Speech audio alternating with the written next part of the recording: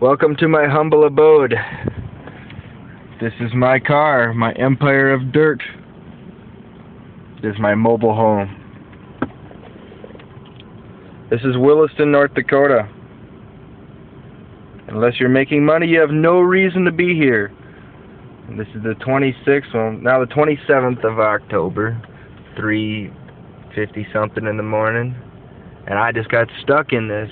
Actually, I got literally stuck in a snowdrift driving through the airport parking lot. I was going to stay there. I like airports. And, no. They got huge snowdrifts. In fact, this lid to my lunchbox became a shovel because I refused to stay there.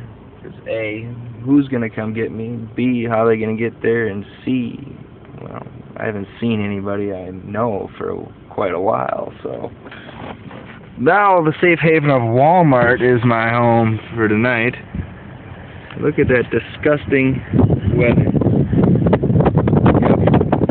In fact, those truckers over there, there's about 40 of them trying to wait it out. They've been there since about noon. Yeah. Williston, North Dakota. Or at least the Walmart of it. Welcome.